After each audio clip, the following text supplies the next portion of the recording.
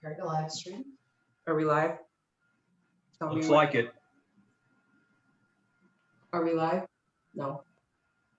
Setting up. Hi, everybody. It's Dr. Linda of the Vascular Birthmarks Foundation. Welcome to today, July 7th, 2021's very exciting VBF Facebook Live session with our, oops, sorry, let me just turn my volume down so I don't hear myself. Our Facebook Live session today with Dr. Ken Truitt is our special guest from Venthera. Welcome, Dr. Truitt. Thank you very much, Dr. Linda. So I can see already Batul. Hi, Batul. Batul is watching. She's from India. I know her condition. I know her leg that has a bit of KTS on it. And if you're wondering, Batul, you can send a picture. But I do, from remembering your case, I think you would be somebody that would benefit. Hi. So Batul, if you have a question for Dr. Truitt, you can see everybody who's on. So we have 14 people on. So say hello, everybody. Say hi to Dr. Truitt or myself. Ask your questions. I see. So Batul, if you have a question, feel free. So Dr. Truitt, while we're waiting for the questions to come in, why don't you tell us about Venthera and about this topical for treating superficial venous lymphatic and combination malformations? Sure. So Venthera is a small startup biotech company, and the roots are in drug formulation chemistry, meaning that our founder and CEO is an expert in developing topical treatments or treatments that are applied locally as opposed to systemically delivered, such as you'd get in a pill or an injectable into the bloodstream. So we have a PI3K inhibitor. I realize that's a bit of jargon there, but it's an enzyme inhibitor that may suppress some of the rogue cells that are contributing to vascular anomalies in patients with a specific genetic subtype. And again, a little bit of jargon, this would be patients who have a mutation in their lesions coming from the PIK3CA gene or the TEC gene. Again, jargon, but these are commonly underlying lesions such as you're looking at now. So we're developing a topical therapy, and the advantages, or the theoretical advantage, I should say, because we're just studying the drug now, are that you deliver high concentration of the drug directly to the problem spot or lesion, and you minimize concentration to the rest of the body. So you deliver drug to the problem spot and hopefully minimize the risks of side effects to other parts of the body, since we're not delivering this systemically. So I think I'll stop there, Dr. Linda, because that was a bit of jargon. Well, not really. A lot of our families, they've been told by people, and they really are very up on this, to look at the genetics. So a lot of them are very familiar with PIK3CA. A lot of them are doing P10, which we see. I don't know if P10 is a part of your profile, is it? At this time, no, but theoretically, at a later point in time, we might consider P10 as well. Really, any genetic abnormality that's associated with lesion that might lead to, within the cell, an overactivation of the PI3K enzyme would theoretically be covered by our treatment. But right now, we're in our first in-human study. We're just trying to demonstrate tolerability and hopefully some beneficial effect. And we're focusing on only patients right now that have a TEC or PIK3CA mutation associated with their lesion.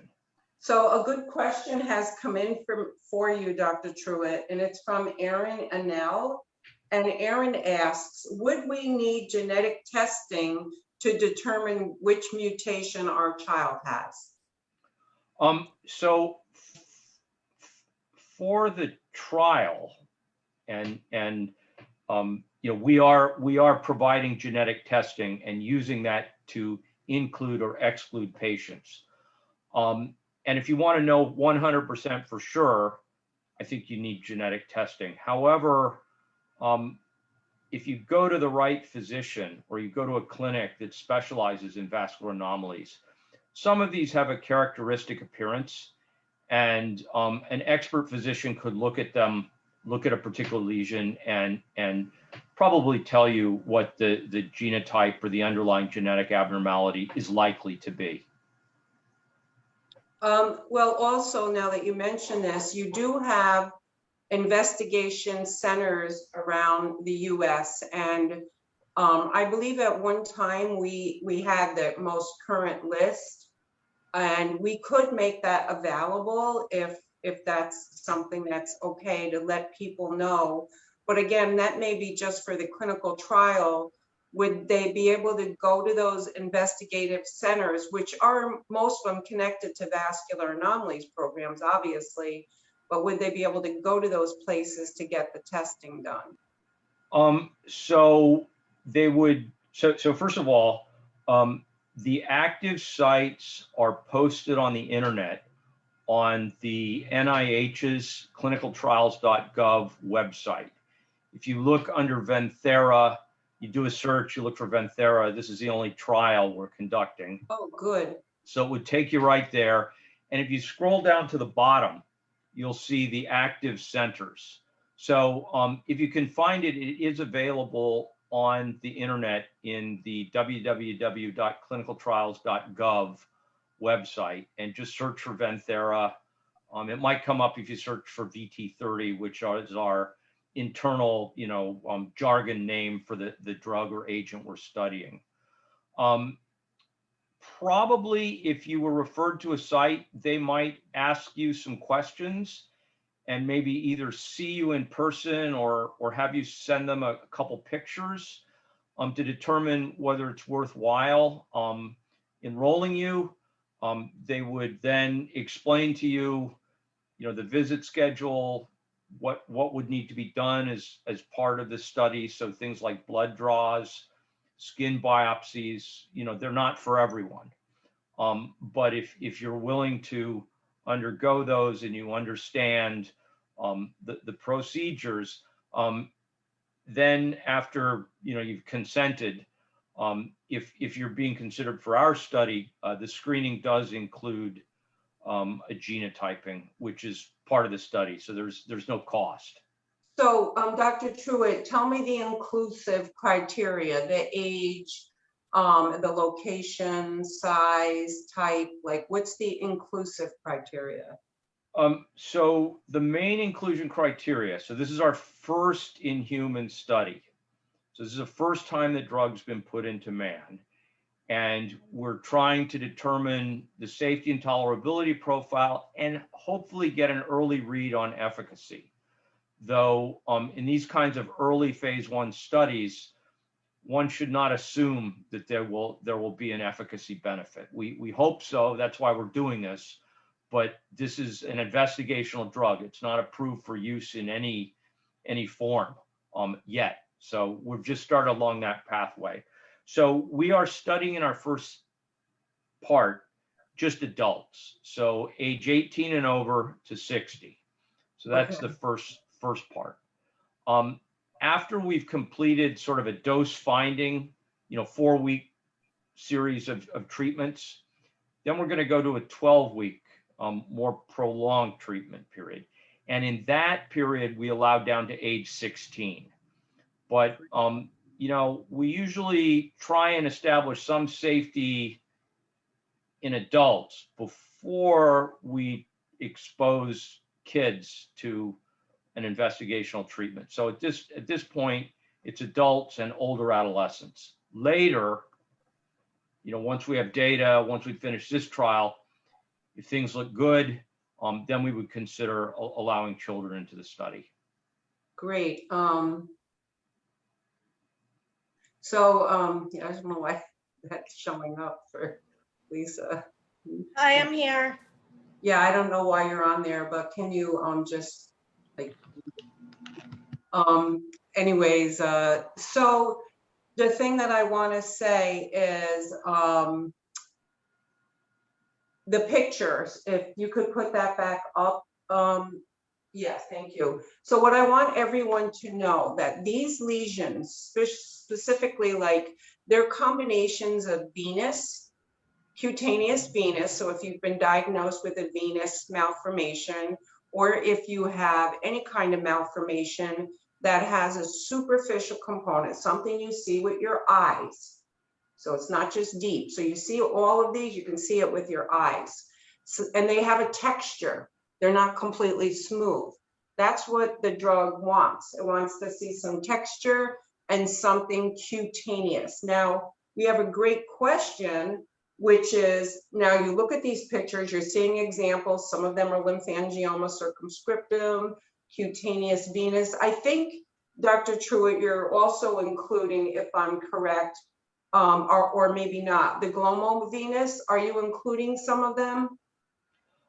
Yes. So if they're tech or PIK3CA positive in terms of mutation, and they have a component that's applicable and appropriate for a topical therapy, so they're superficial, those might be considered. Now, we're looking for lesions that, you know, are more than just a dot or a spot. So in the first part of the study, we're looking to treat an area that's a little bit bigger than an iPhone might be. And then in the second part of the study, assuming safety and tolerability, when we treat for a little bit longer period of time, we would then allow patients to have an area up to the size of maybe a large iPad. So there's some flexibility, but we want a lesion that's big enough and has enough characteristics to follow. And again, the genotyping is important. And we, consistent with what Dr. Linda just said, we feel that these more superficial lesions are the ones that would be most likely to theoretically benefit. And again, I say theoretically because we're still studying this. We don't know what the drug does yet. Okay. No, that's a great answer. So now Jennifer Curzon Coates wants to know, would this apply to the mutation that causes a port wine stain? No. In fact, yeah. So the classic port wine stain is a lesion in a gene called GNAQ. There's a couple others. And actually, we have had a couple of those patients screened and been able to tell them that their underlying genetic mutation is in the GNAQ gene. But they would not be, you know, they were not treated in our study because we don't think that particular mutation has the greatest chances of benefiting it. But in the future, other companies and other sponsors may develop other drugs that are targeting specific genes and gene products. And so, you know, it never hurts to have this information, and someday it may be very useful to you. Well, also, we have some pretty recent information where there are port wine stains that have overgrowth. You know, maybe it's the lip or the cheek, and we have, you know, reports, research that states those are venous, you know, those are venous malformations. And I'd be curious to see if someone who had a port wine that had some venous component, how that would grab it, because it's obviously GNAQ and PIK3CA, probably both, you know. So in this first study, I got a couple caveats. So we're trying to keep this away from the eyes and mucous membranes, so the nose and the mouth and other areas, until we're more comfortable with the safety profile. Though Certainly the animal studies have been reassuring. However, you know, for this first study, we are biopsying the lesions, or another lesion that represents the lesion that's targeted for treatment. So, you know, if you had a facial lesion and that was the only lesion, probably this isn't the best study because you probably don't want a biopsy taken on your face, or at least that might be a consideration. But again, it's based on genotyping for our And, study. okay, excuse me, I'm sorry. Rachel, she's going to be 48 and she has KTS, and she's actually getting her gene testing done tomorrow, which is very interesting. The only thing is she's in the UK, so she wants to know how she can participate. Well, I guess you can accumulate a lot of frequent flyer miles, or the next study would be done in probably the US, probably North America, and also Europe. So if things progress in a couple years, when we do the next study, we at least tentatively are planning to include Europe and maybe other parts of the world as well. Awesome. We have the best investigator in Europe, which is our VBF Italy director, and he sees so many of these cases. He'll be a good investigator for you. We have a number of our internal consultants are actually European. So Guillaume Canode, who's the one that's been doing a lot of the pros work with alpelisib, he's somebody that's helped us out from time to time, and we have a couple other KOLs in the European region, and I know they would be very excited to help us study this in their countries. So two good questions, really good ones for you, Dr. Truitt. I think you'll at least enjoy what's being brought up. But one of our patients who members of VBF, Batul, she comes to a lot of our events. So she has KTS on her leg with a superficial component, and she's also undergoing treatment for breast cancer. So would she be excluded from this study? Probably so, because when we're just starting out with a new medicine, and a patient is on a number of other medicines, it could sort of confound our ability to detect the side effects of our drug versus the side effects of another drug, or the effects of our drug versus the effects of another. So if particularly if you're actively undergoing chemotherapy, or other intensive treatment, probably you should focus on those treatments, and this isn't the best time for a clinical trial. There's a lot of things going on. Interestingly, though, and I refer you to, you know, things you can find online and maybe the package label for alpelisib, but alpelisib is, interestingly enough, approved in some parts of the world for treatment of a subset of breast cancer that's associated with a PIK3CA gene abnormality. I believe it's not first line, it may be second line, but you can Google alpelisib or Piqray. It's a Novartis product, and find out the details. And I just mentioned that in passing because it's only a minority of breast cancer, so it would be appropriately treated with Piqray. But since we're on the topic, I thought I'd just mention it. Well, another interesting question that comes from Rachel Jones is she has KT and ovarian cysts. She was saying, has anyone ever said there may be a connection between the two? Which I've not heard. I mean, ovarian cysts are pretty common. So we'd have to look at what is the norm in the normal population. What is it? 3% of the women develop ovarian cysts, and then look at this population for the KTS and see if it's abnormally high.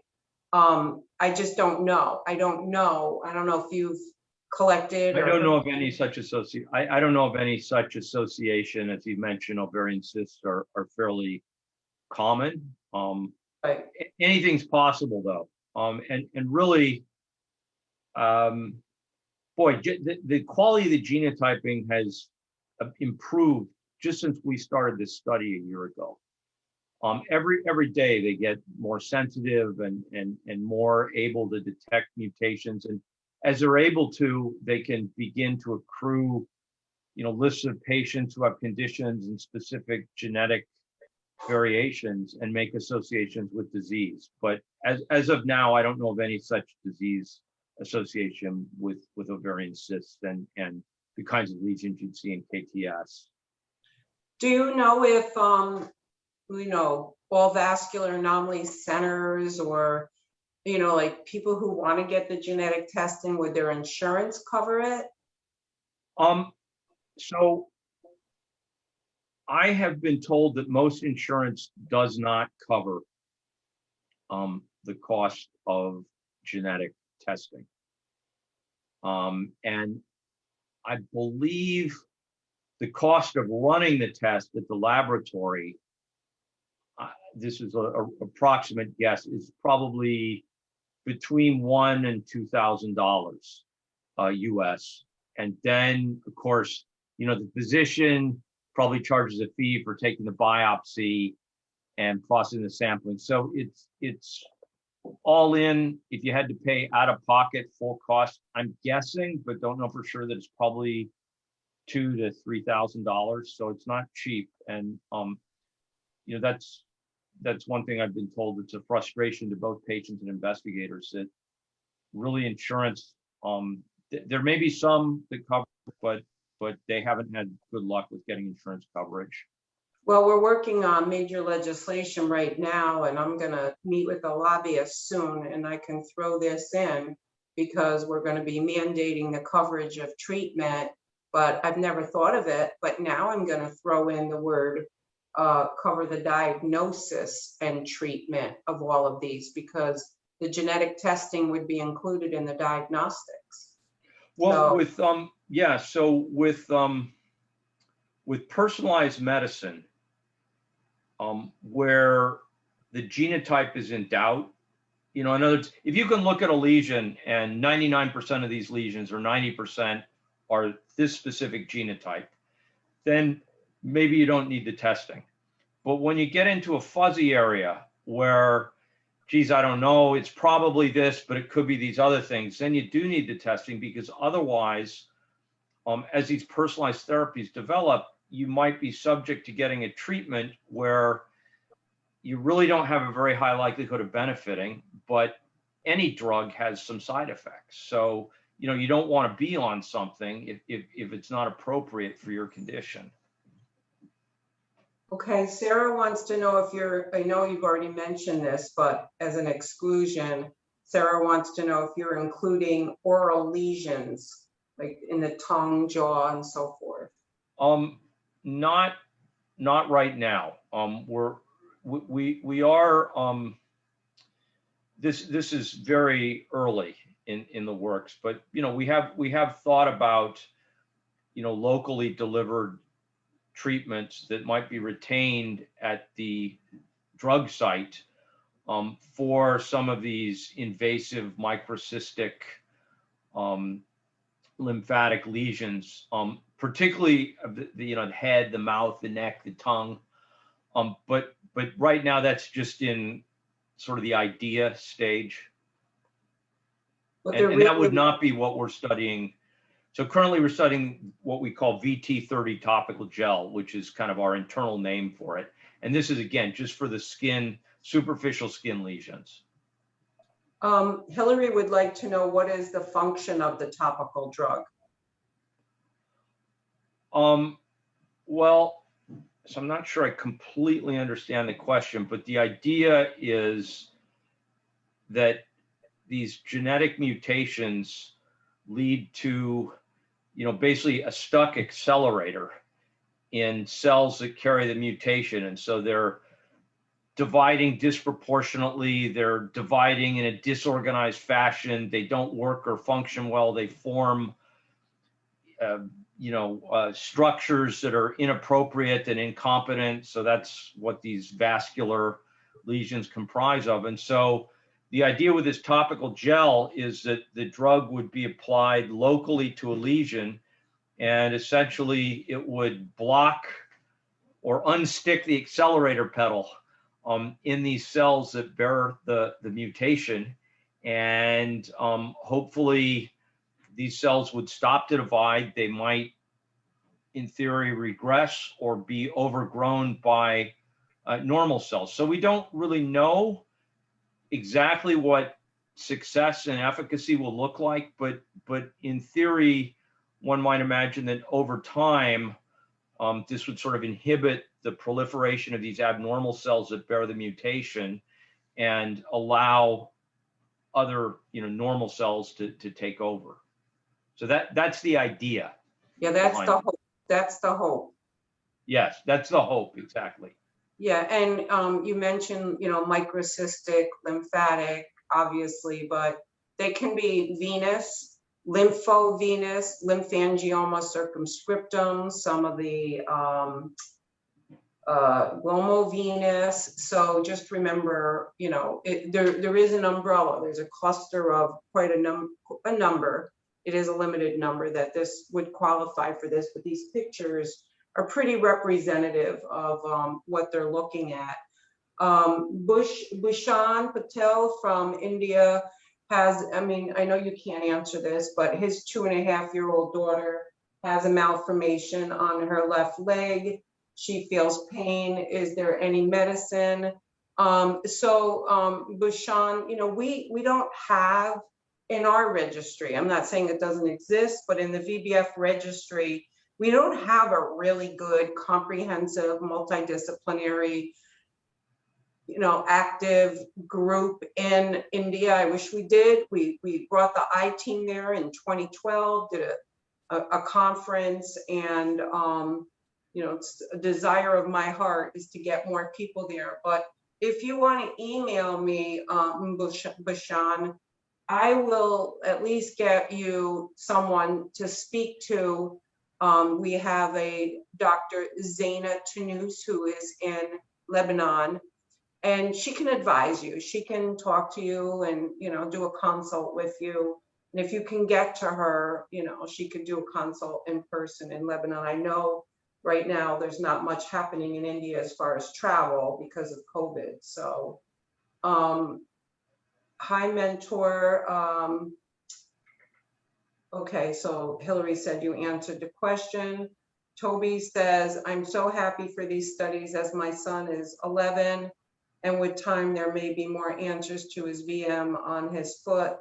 And he also has EB that runs rampant in our family. So that's pretty interesting. That's tough. Yeah. Dr. Linda, I wanted to add one thing. We're looking at these lesions. These are certainly not comprehensive. These are some things I found on the internet. Right. These aren't patients I've seen, and I don't have any rights to these photos, so that's why I have the please do not redistribute. But we have had several patients in our study who do have a more classic Klippel-Trenaunay presentation or KTS, and they want to enroll focusing on a particular lesion. So if the circumstances are right, there's a particularly bad cutaneous lesion, KTS patients would likely be included in this as appropriate treatment candidates for our study. So for curiosity's sake, so step one, a lot of the people watching or that will watch this later will say, hey, can I show you my picture, and will you at least say if there's a possibility that I might be included? Now I can do that, but I don't know if you have someone. I would rather not. Yeah, I would rather work through the investigator. Okay. And I it gets touchy when you're sort of the sponsor. Right. You don't want to be. That's why I said I can look. and then just give them the link for the NIH Venthera study. And I can say, you know, go ahead, go to the NIH Venthera study. It's the only one on there. Submit your pictures and wait for them to respond, or, you know, assign. Well, so you had worked at, there was one patient that you referred that I'm not 100% sure, but I think they actually ended up enrolling in the study. Yeah, she's in it. She's in it. So that worked well. I believe the patient maybe sent you a picture and you sent it to the investigator, or the patient sent it directly to the investigator. And then the investigator looked at it, talked to the patient and said, okay, you know, it sounds like you might qualify for this. Let me tell you what's involved, and let's bring you in and further evaluate. So we do have a patient that came through VBF that is on or about to be on treatment in the study if everything continues well. Right.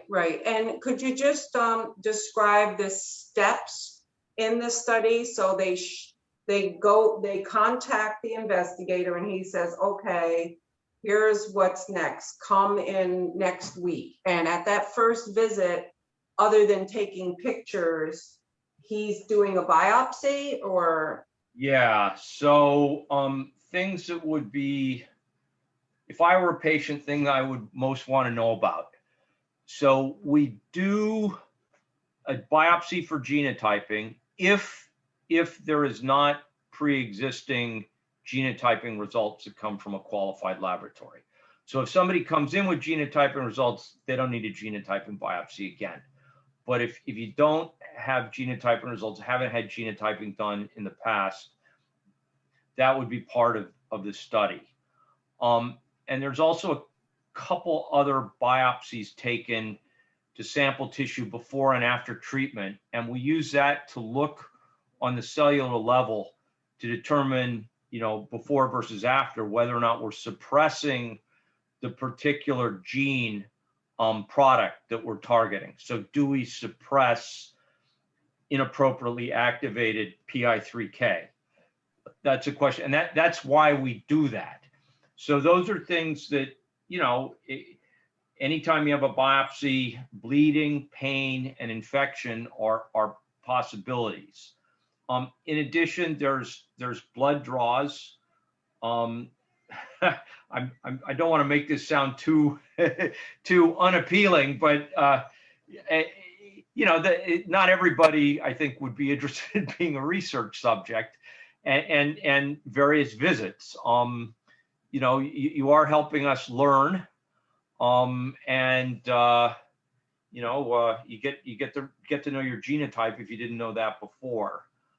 But you know, there's a visit schedule, and you have to be able to sort of be flexible and come in for visits. So, you know, if you have a job that won't give you time off work or something, that could be tough.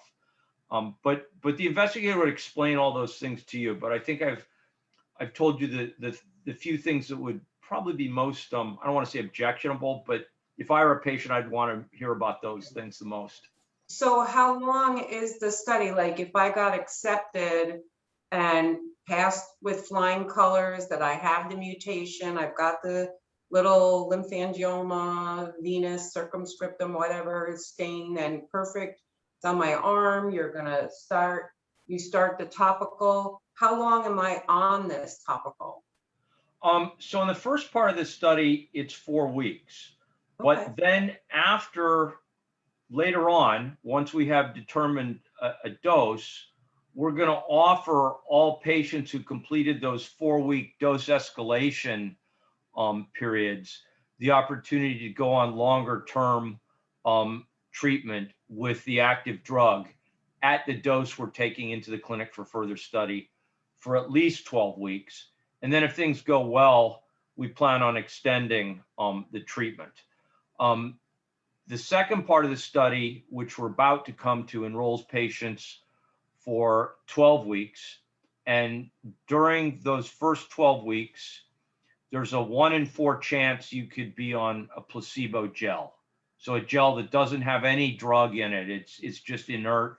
And that keeps people honest. And so nobody really knows what they're getting, because a lot of times when people know they're getting a drug, they're biased to see benefit, even if it might not really be there.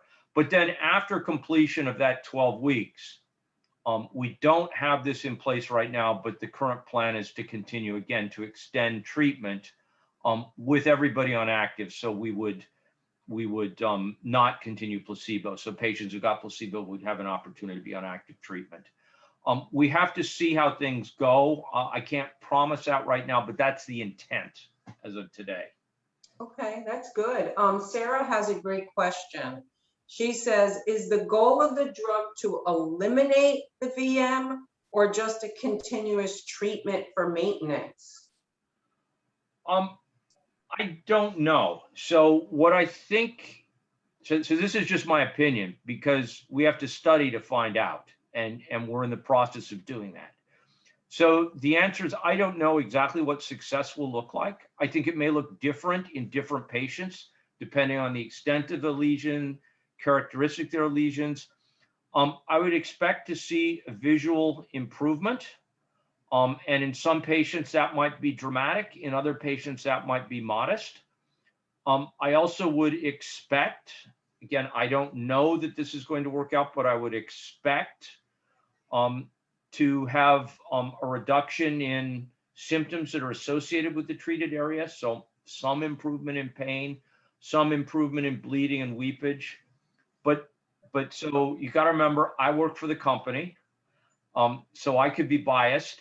And this is an investigational drug that we don't know if it works at all yet. Right. Well, now here's a little scenario for you and I to do right now. Like, we've got these 4 or 8 pictures that you picked up, which, obviously as the chief medical officer, you would know these would be, at least visually, these would be amenable to the study visually. Now, if we look at that top left one, which it does seem to have more of a deep component with just a few little of the blue blebs right there, that one that's in the upper left corner, it looks like it might be on the abdomen. With that, would you expect the deeper part to get smaller? I mean, would the hope be that that deeper part would either be gone or be smaller? In addition, the blue part on the surface would also either be gone or lighter, or some combination of those outcomes. That is definitely the hope, for some combination of those outcomes. My expectation would be that those superficial blebs that you can kind of see that are right up at the surface, that those might be the first to be affected. And certainly the deeper you go and the more organized the disease, if you have a big thick cord of a vein, and it's deeper in the subcutaneous tissue or in the lower part of the skin, my guess is that would respond slower and to a lesser degree, but I don't know. Good answer. And as we go across these, I guess I could just say the second patient that has it on its neck, you could see the blue resolve or the little blebs, or it be smaller. It's just, we're not going to know, because vascular anomalies are like snowflakes, no two are alike. They may have all match and have a mutation that makes them eligible to be enrolled. But the size, the density, the tightness of those little blebs, we call them, in the third picture, and in the ones on the bottom, deep blue, the red, purple. So, again, the outcome, the desired outcome would be a lessening. We'd want less pain, less problem, less visual, and you won't know. But a great question just came in, which says, what did you see in the animal testing? What kind of results did you have? Were they partial resolution, total, some yes, some no, like in your animal? That's an interesting question because there's no good animal model for vascular anomalies. So we rely on typically mice that have undergone genetic manipulation to introduce a mutant PIK3CA gene into some of their cells. There's variable ways that you can control the intensity of the expression of the mutant gene. And so we have some very artificial and contrived models, and they did suggest a shrinkage of the abnormal tissue over time. But based on those studies and also some anecdotal histories I've heard about patients on alpelisib, my guess is that the time course for improvement is probably on the order of weeks to months, and likely months. You know, it's not something you'd put on, I don't think, although maybe you could find the patient, you know, that it would have a faster effect. I don't think it's going to act rapidly in many cases. I think these are well-organized lesions. They've been present since birth. They're going to take a little while to respond and regress. And right now, we've only studied 4 weeks of treatment. We're not even at our what we think is the top dose yet. And I think in most patients, it's certainly going to take more than 4 weeks of treatment to start seeing an effect. And that would be consistent with some of the pictures I've seen in overgrowth patients who received alpelisib. Though, you know, those are just cases that I've heard about. I don't necessarily know for sure that they're representative of every case. I also think that a lot of people want to know, okay, so, you know, say the guy or girl in picture number 2 with the neck lesion, say it's like gone, like they put this on and at the end of 6 months, you can't even tell it was there. Is the underlying etiology still there? So is it there? Or yeah. will the mutation be rectified in some way? So I think there's always going to be some mutant cells that persist, and there may be a need for either chronic or longer term application or retreatment. You know, if you can stop a cell from dividing, oftentimes they kind of wither and die, so to speak. But to get every cell would seem to be an impossibility to me. So I think the underlying disease is always going to be there, but this suppresses it, temporizes it, and we hope can improve it. And again, I have to be careful what I say because, you know, I represent a sponsor. Right. And I don't know that any of these things will result from our treatment. I hope they will. Right. But I can't make any promises or guarantees. We just don't know yet. Right. So it really sounds like, and people need to understand this, Venthera is not proposing a cure. It's not proposing a cure. It's proposing a relief from symptoms. That's the goal. And maybe relief from some of the appearance and the oozing, bleeding, and problems associated with it. But it doesn't cure the mutation. No, and so it would fall into the same category. Well, it's not quite the same category. It's a little bit more targeted, a little bit more focused, but the idea would be conceptually similar to rapamycin, with the exception that we're providing topical treatment targeted to the lesion where we can get very high concentrations, as opposed to oral therapy. So we would expect, you know, I don't know that the magnitude of benefit could be different from rapamycin, but it's the same idea where you're suppressing you're suppressing mutant cells. You're trying to unstick the accelerator, maybe even put on the brake. But this isn't like cutting out all of those cells and it'll never occur. I don't think that's how this will work.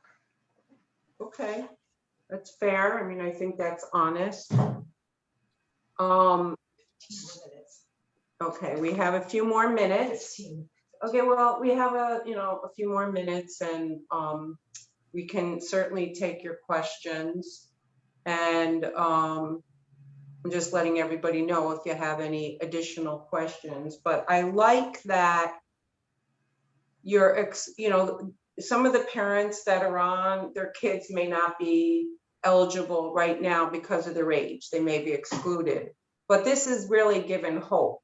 Now, I asked you about inclusion criteria, and I'm thinking, okay, because this drug, I guess it hasn't, maybe you already said it and I missed it, but this drug, is it a type of chemotherapy agent? No, not in the classic sense. So this is an enzyme inhibitor.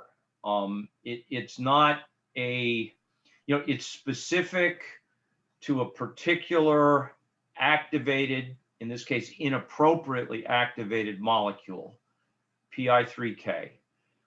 It's not like, the typical cancer chemotherapy where it's very nonspecific, it's not targeted, it does widespread damage to cells, and you hope you do more damage to the tumor cells than you do to the rest of the body. That being said, every drug has side effects. Every drug that works has some side effect in some person.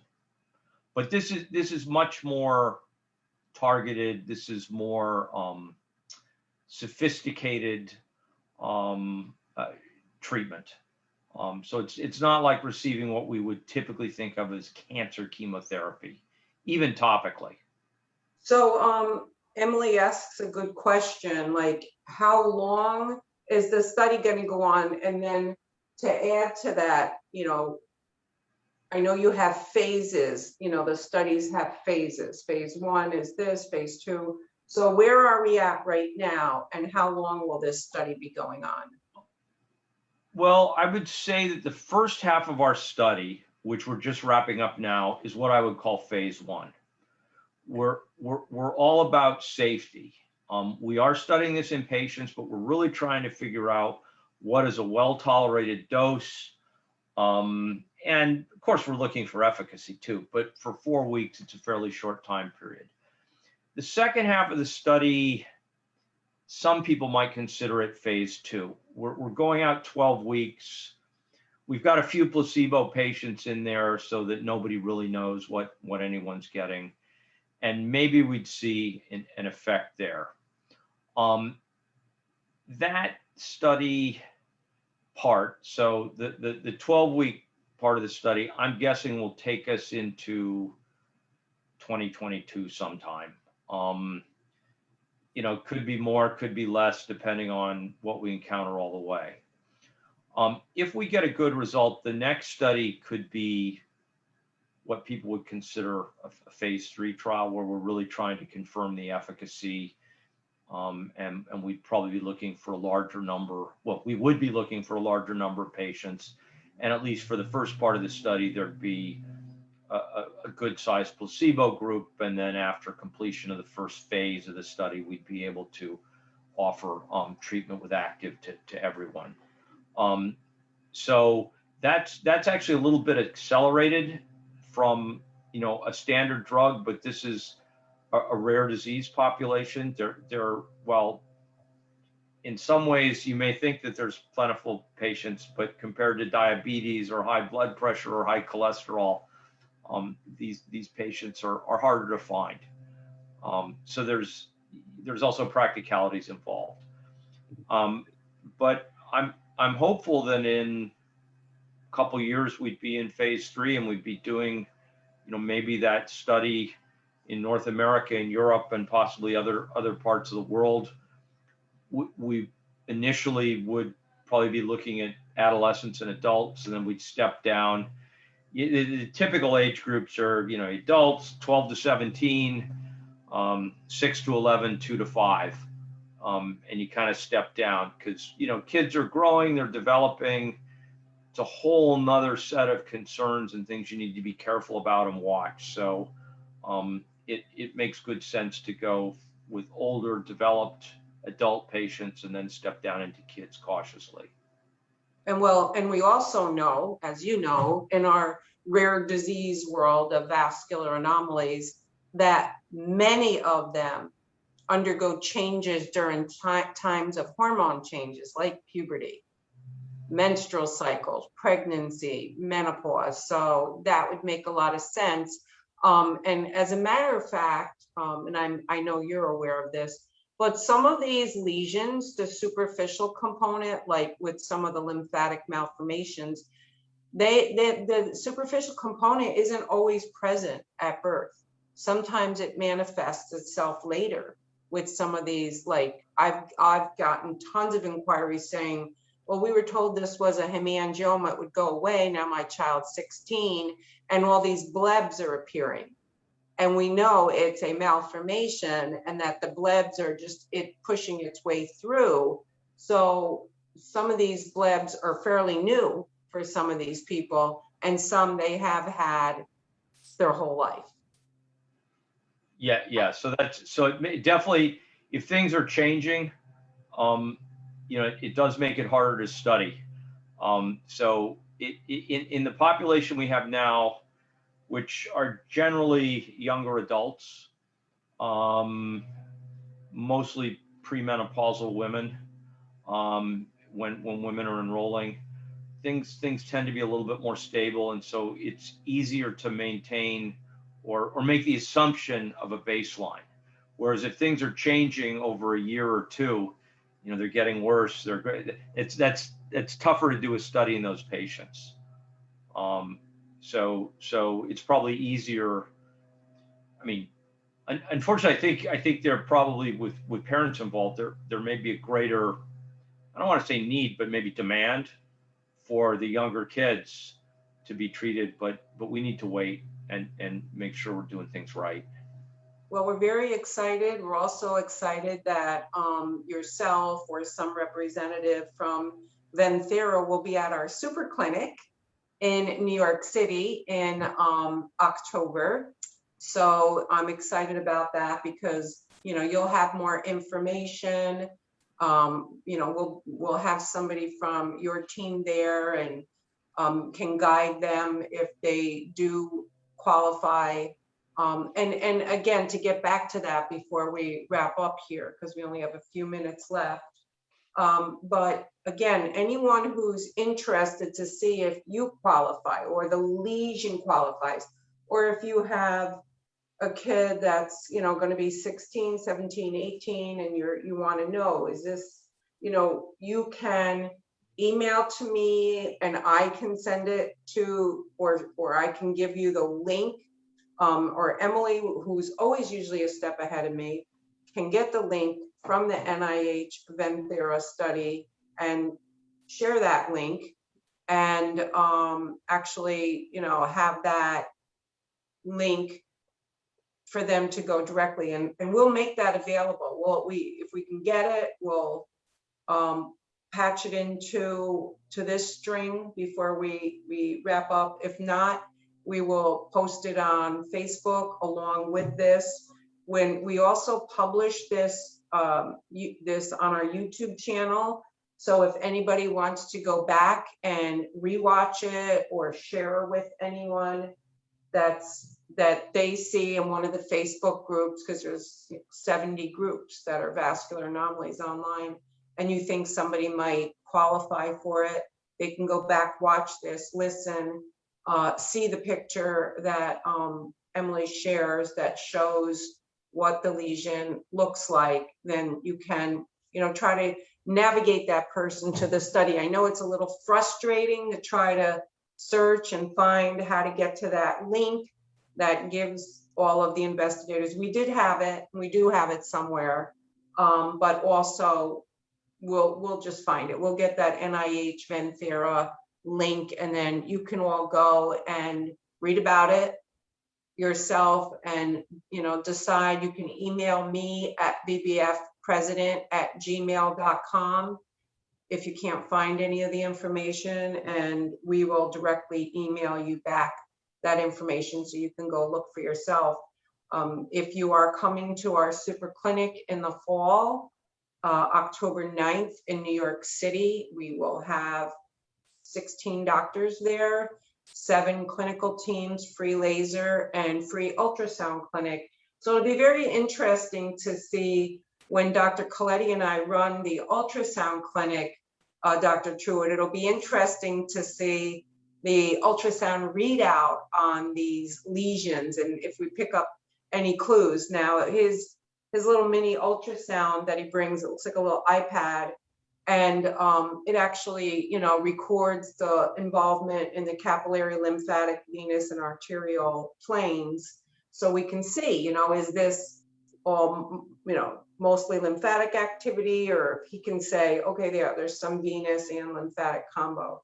So we do have that free ultrasound clinic and the free laser clinic, along with the free diagnostic clinic on October 9th in New York City. Also next week, for any of you in Europe, I will be with Dr. Coletti in Milan at his treatment center.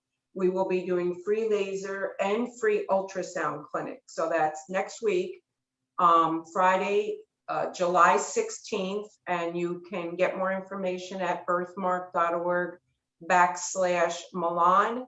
And for the conference, you can go to birthmark.org/conference. It's also on the front page of our website. So it's been a very interesting session. I've learned a lot. I thought I knew a lot about this study, Dr. Truitt, but I've learned a lot. I think we have a lot of people that were very happy just to hear that this is happening. I've seen posts in here saying, thank you so much. It provides hope for our children that aren't yet qualified, but hopefully this will be, a normal treatment. And again, one of the moms said, our child's been going through repeated sclerotherapies and it's so painful, the procedure itself. So that's another thing, that hopefully if with the success of this, it'll diminish or minimize the amount of interventions that the families have to have done with sclerotherapy or embolization or even surgeries. Well, we're hoping to be able to provide another arrow to put in the quiver used to fight these things. And one thing I was going to say about the website lists active sites. We are currently trying to activate some other sites, particularly on the West Coast, where we're not quite as well represented. So if you don't see a site, or one doesn't see a site in their particular area, we may be able to let people know if we're working on a site in that area, but that we can't post publicly. Okay, well, we have one final question before we end our phenomenal VBF Facebook Live, and that is, what is the population size goal for each phase? Like, how many did you need in the phase 1, and how many will you need in the phase 2 or 3? So if I divide the first in human study, we kind of wrote in 2 parts, which is kind of a phase 1 part and a phase 2-ish part. Phase 1, we're looking for, a dozen or so patients, could be 15, could be 16. In phase 2, so that's part 2, the phase 2-ish part, we're looking for, we're going to start out with 16 patients. And we're also going to retreat those patients interested in retreatment who enrolled in one of our first phase 1 cohorts. So we'll have, a total of 30 or so patients to get an idea about how this works. It's not your conventional drug program, but for rare disease, this is kind of par for the course. Then in a big study, so the one we were talking about maybe doing in North America and other parts of the world, that probably would be, you know, I want to say between 50 and 100 patients. If for no other reason, of course, it's not the only reason, but we can't just stay in North America and the US and get the appropriate number of the right patients into our study in a time frame which someone's willing to wait. Clinical trials, unfortunately, are expensive, and the people paying the money are always nervous. Right. Agreed. Well, anyways, we thank you very much for being here. It was very informative. And again, one of our hashtags is VBF provides hope. And with partners like Venthera, we're bringing the hope, and we're very excited that you are our partner.